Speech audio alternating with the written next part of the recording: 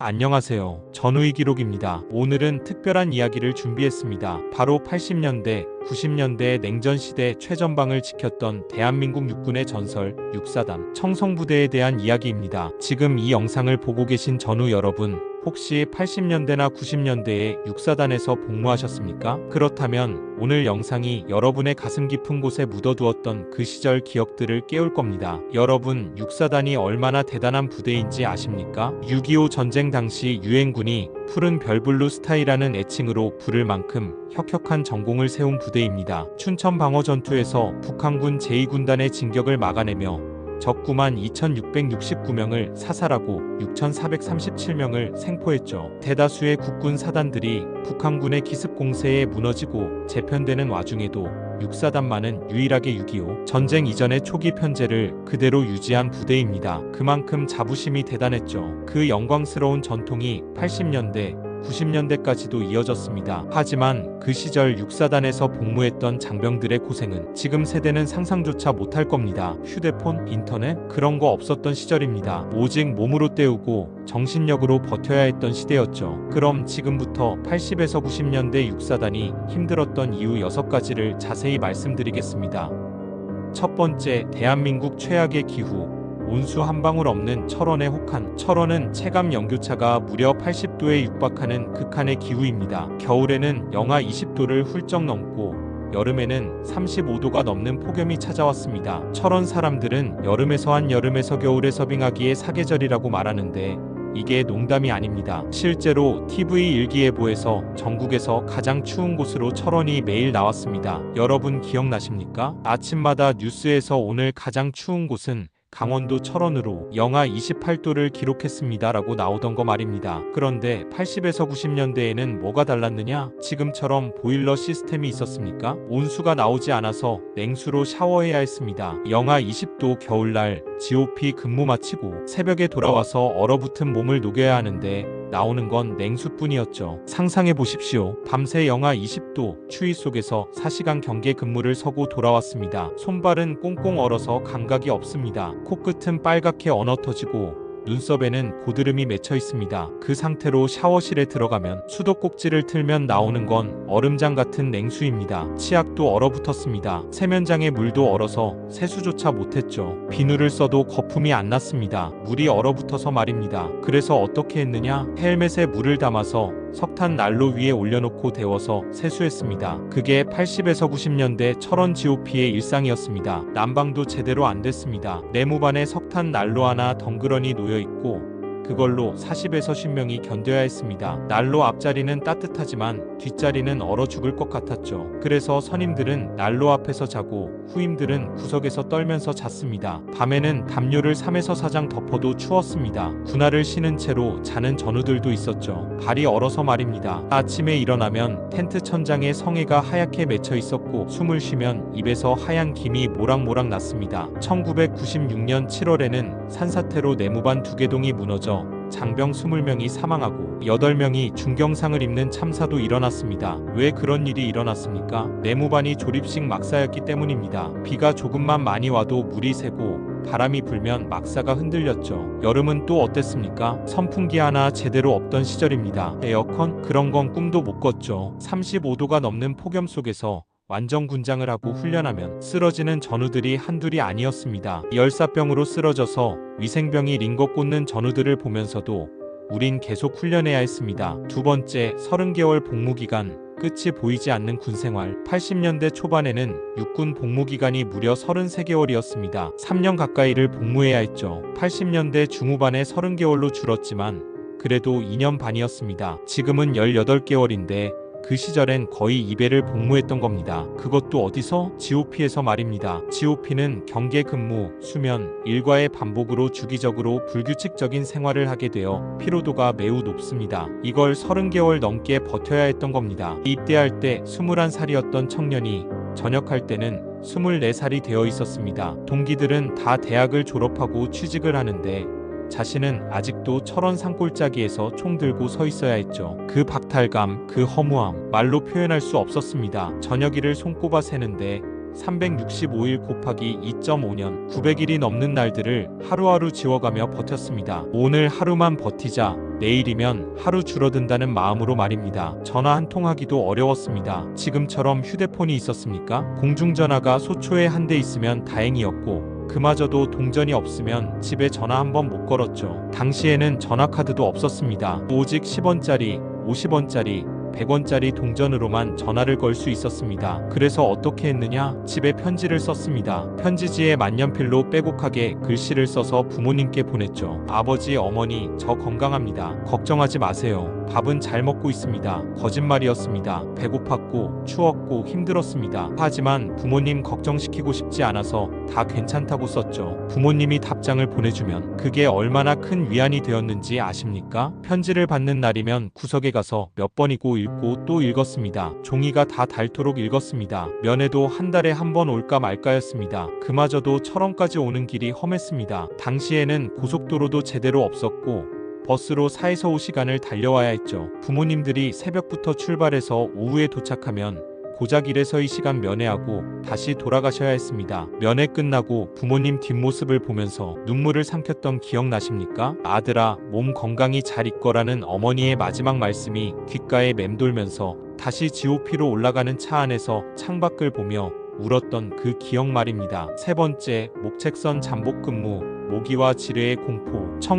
1967년부터 3년간 철원 6사단 월정리 부근 목책선에서 잠복 근무를 하며 여름에는 모기에 뜯기고 지뢰 폭발로 전우들이 희생되는 걸 목격해야 했습니다. 80에서 90년대에는 지금처럼 과학화 경계 시스템이 없었습니다. CCTV, TOD, 열 영상 감시 장비 그런 거 전혀 없었죠. 오직 사람의 눈으로만 경계를 서야 했습니다. 밤 10시 야간 경계 근무를 위해 완전 군장을 착용합니다. M16 소총, 실탄 30발, 수류탄 2개, 그리고 군용 쌍안경, 무게가 20kg 넘었습니다. 그걸 메고 철책선으로 나갑니다. 철책암 목책선에 엎드립니다. 말 그대로 엎드린다는 겁니다. 4시간 동안 배를 땅에 대고 엎드려서 북한 쪽을 감시해야 했죠. 움직이면 안 됩니다. 기침도 못 합니다. 소리라도 나면 북한군이 알아챌 수 있으니까요. 여름밤이면 모기떼가 달려들었습니다. 얼굴에, 목에, 손등에 온몸을 뜯어먹었습니다. 가려워서 미칠 것 같았지만 긁을 수도 없었습니다. 움직이면 안 되니까요. 그렇게 4시간을 버텼습니다. 근무 끝나고 돌아오면 얼굴이 퉁퉁 부어 있었죠. 겨울은 더 끔찍했습니다. 영하 20도 추위 속에서 4시간 동안 꼼짝 않고 엎드려 있으면 손발이 얼어붙었습니다. 동상에 걸린 전우들이 한둘이 아니었습니다. 손가락이 새까맣게 변해서 치료받으러 가는 전우들도 봤습니다. 그리고 지뢰, 철책선 주변에는 수십 개,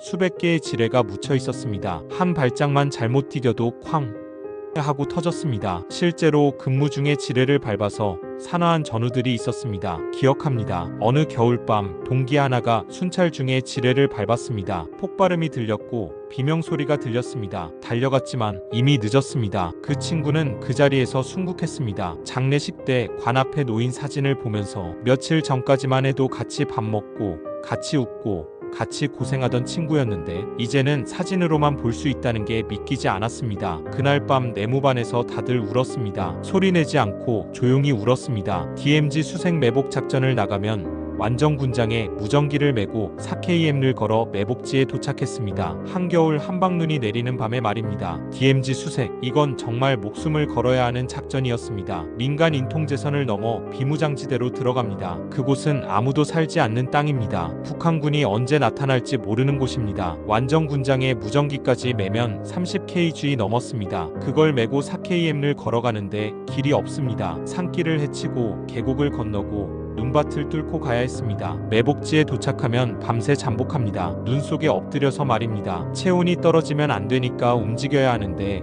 움직이면 적에게 발각될 수 있으니 움직일 수도 없습니다. 그 딜레마 속에서 밤을 새웠죠. 새벽 1시쯤 GP에서 대북방송이 나오는데 갑자기 조용필에 돌아와요. 부산항의 노래가 나왔습니다. 그 순간 눈물이 났습니다. 돌아와요. 부산항의 그리운 내 형제여. 이 노래가 DMZ 한가운데서 들리는데 얼마나 처연했는지 아십니까? 네 번째, 북한과의 대치.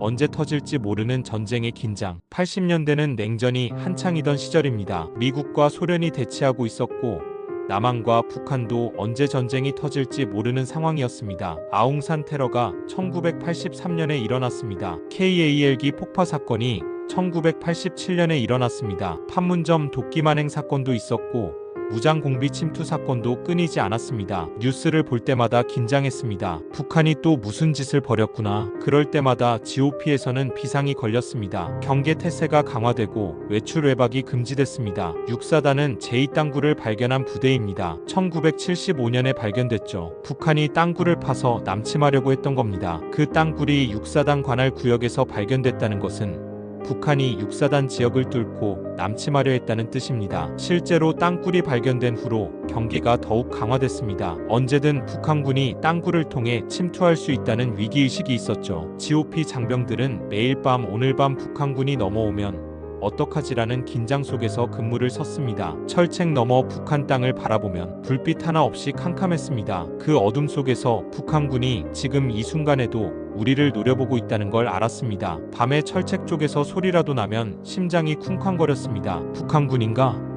총을 겨눴습니다. 안전장치를 풀었습니다. 손가락을 방아쇠에 걸었습니다. 숨을 죽이고 지켜봤습니다. 대부분은 짐승이었습니다. 고란이나 멧돼지가 철책에 부딪혀서 나는 소리였죠. 하지만 확인하기 전까지는 알 수 없었습니다. 그 긴장감. 80에서 90년대 GOP에서 근무했던 전우들은 다 아실 겁니다. 실제로 북한군과 교전이 일어난 적도 있었습니다. 북한 무장 공비가 침투하면 즉각 대응해야 했죠. 그럴 때는 정말 실전이었습니다. 총알이 날아다니고 수류탄이 터졌습니다. 전우가 총에 맞아 쓰러지는 걸 보기도 했습니다. 피를 흘리며 엄마를 부르는 전우를 부축하며 후송하기도 했습니다. 전쟁이 아니었지만 전쟁만큼이나 치열했던 순간들이었습니다. 그리고 항상 마음 한구석에는 불안이 있었습니다. 내가 여기서 저녁도 못하고 죽는 거 아닐까? 하는 불안 말입니다. 하지만 그런 생각을 내색할 수 없었습니다. 군인이니까요. 그저 묵묵히 자기 임무를 수행할 뿐이었습니다. 5번째, 제설 작업과 끝없는 작업. 삽과 곡괭이의 연속. 눈이 오면 잠도 못 자고 제설 작전을 했습니다. 길이 얼어서 부식차가 소초까지 못 오면 직접 걸어가서 2일치 부식을 들고 와야 했죠. 철원의 겨울은 정말 눈이 많이 왔습니다. 하룻밤 사이에 50cm, 1m씩 눈이 쌓였습니다. 아침에 일어나면 세상이 온통 하얗게 변해 있었죠. 그럼 바로 제설 작업이 시작됐습니다. 아침 점호가 끝나자마자 전원 제설 작전 투입.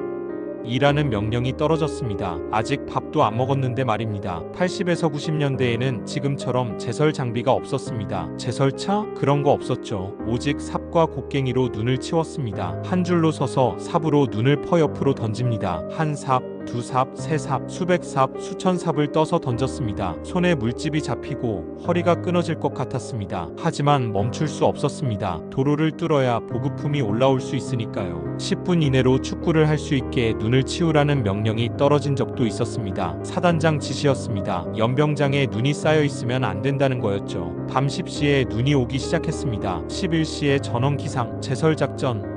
이라는 명령이 떨어졌습니다. 자다 말고 일어나서 파카를 걸치고 밖으로 나갔습니다. 영하 15도의 추위 속에서 삽으로 눈을 퍼냈습니다. 새벽 2시, 3시, 4시 밤새도록 눈을 치웠습니다. 그리고 아침 6시 기상나팔이 울렸습니다. 제대로 잠도 못 자고 다시 일과를 시작해야 했죠. 참호파기도 끝이 없었습니다. 곡괭이로 땅을 파고 삽으로 흙을 퍼냈습니다. 철원의 땅은 돌투성이었습니다. 곡괭이로 내리쳐도 땡 하고 튕겨나갔습니다. 손이 저려서 곡괭이를 놓칠 뻔했죠. 하루 종일 참호를 파면 손에 물집이 잡혔습니다. 그 물집이 터지면 피가 났습니다. 하지만 다음 날도 또 참호를 파야 했습니다. 손에 붕대를 감고 계속 일했죠. 철책 보수도 해야 했습니다. 녹슨 철책을 새 철책으로 교체하는 작업이었습니다. 철책 기둥을 뽑고 새 기둥을 받고 철조망을 쳤습니다. 철조망에 손이 긁히면 피가 났습니다. 군장갑을 껴도 철조망에 날카로운 가시가 뚫고 들어왔죠. 진지 공사도 해야 했습니다. 콘크리트 벙커를 만드는 작업이었습니다. 80에서 90년대에는 콘크리트 믹서기가 없었습니다. 어떻게 했느냐? 삽으로 직접 시멘트를 개었습니다. 모래와 자갈과 시멘트를 섞고 물을 부어서 삽으로 저었습니다. 팔이 빠질 것 같았지만 계속 저었습니다. 그렇게 만든 콘크리트를 삽으로 퍼서 거푸집에 부었습니다. 하루 종일 일하면 온몸이 시멘트 가루로 뒤덮였습니다. 피부가 따갑고 눈이 따끔거렸습니다. 하지만 씻을 수도 없었습니다. 온수가 없으니까요. 6번째, 위문품도 PX도 없던 시절. 순수한 고립의 시간. GOP에서는 실제 북에서 산불이 발생하면 상황실에 보고하고 눈이 오면 빗자루를 들고 철책로를 쓸면서 다녀야 했습니다. 지금 젊은 세대들한테 이 이야기를 하면 믿지 않을 겁니다. 지금은 GOP에도 IPTV가 있고 사이버 지식방이 있고